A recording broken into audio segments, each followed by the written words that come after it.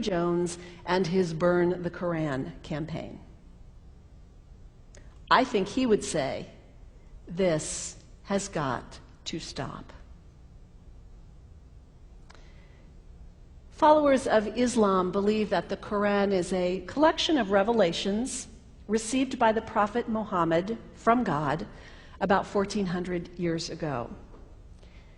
They believe that Muhammad was the last of a series of prophets and teachers and messengers that included Adam, Moses, Jesus, Abraham, all names revered by us as well. The word Islam means peaceful surrender to the will of God. The Quran was written at a time when the Muslim people were being driven from their homes, persecuted, and killed. The Old Testament was written at a time when Jewish people were being driven from their homes, persecuted, and killed. And religious scholars will tell you that most Holy Scriptures have stories of war and violence in them. Throughout history, most faiths have used these texts to justify violence. And if there's anyone in this room at this moment who's thinking that I've got it wrong, after church today, pull out your Bible and look up Psalm 137. And you'll see that our own text has passages that can make us uncomfortable. But also, like the Bible, the predominant message of the Quran is of peace and care and loving God, justice, care for the neighbor, care for the stranger.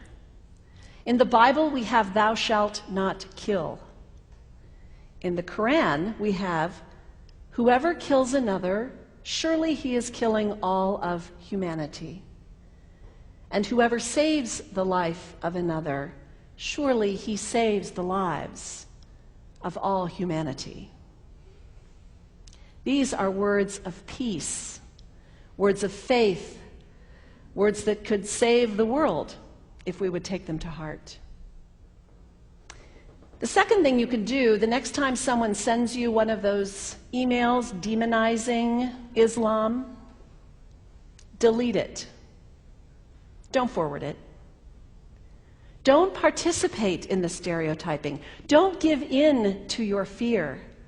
It's okay to be a little afraid. We all have those emotions. Just don't give in to it. Don't sign on for it.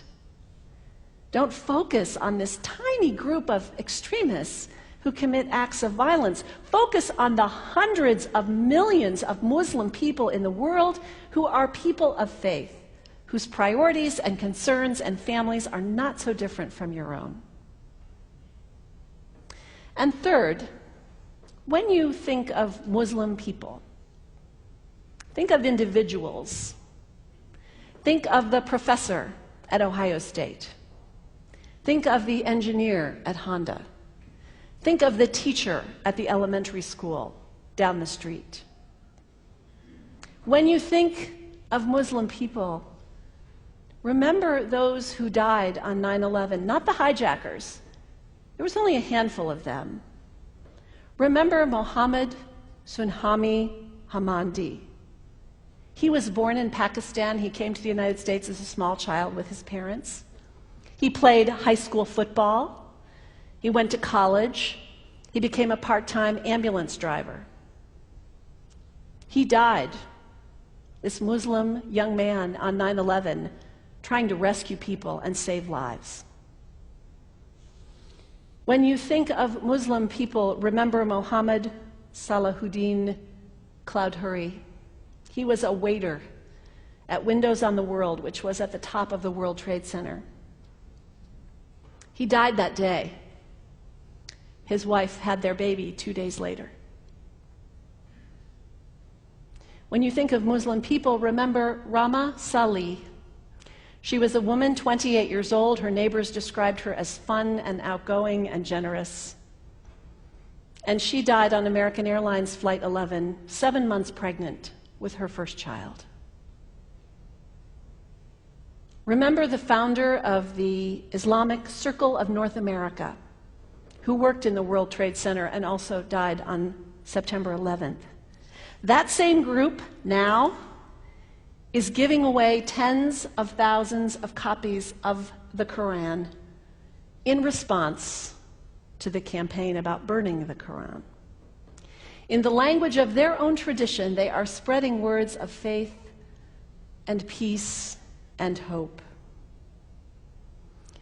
One of the ladies at the 8:30 service this morning said to me after, maybe we should declare September 11th, buy a Quran and read some of it. It is for us to share our message of love and hope and peace, but let us do it with grace and respect and above all, humility. God grant us, as individuals, as a nation, as Christians, the humility for this work.